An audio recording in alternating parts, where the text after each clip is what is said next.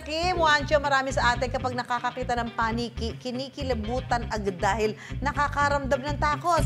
Ikaw ba, Juancho, kinikilabutan ka ba kapag nakakakita ka ng paniki? Ay, hindi naman kasi nararamdaman ko ang presence niya ng Batman. Maganda ang core memory mo ng paniki. Ayaw ko lang naman dyan yung amoy nila eh. Yung guano, no? Pero lingid sa kalaban ng iba, dapat alam mo, na indikasyon daw na malinis at sagana sa halaman ang isang lugar kapag marami nito. Keystone species ang tawag dyan. Pag may talaga? paniki, magandang kalikasan. Yan ang kwentong inalam ni Jonathan Andal.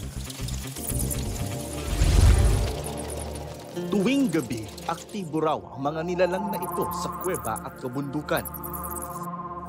Pero sa bayan ng Polillo, tila bumababa raw ito sa mga kabahayan at sumasabit sa mga puno na animoy nagmamasid sa mga tao.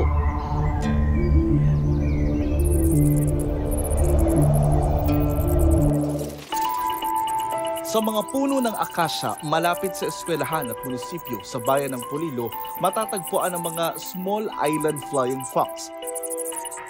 Kinalakihan na raw ng mga residente roon ng mga paniki sa kanilang isla. Nakikita po natin sa aking lukaran ang malalaking puno na kung saan nabiyan po nakahapon ang mga tinatawag nating ibon na paniki. Marami po sila diyan, malalaki.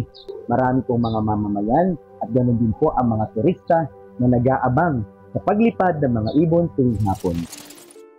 Dapat alam mo na sa pag-aaral ng National Institutes of Health o NIH, ang pangunahing pagkain ng mga small island flying fox ay prutas at gulay.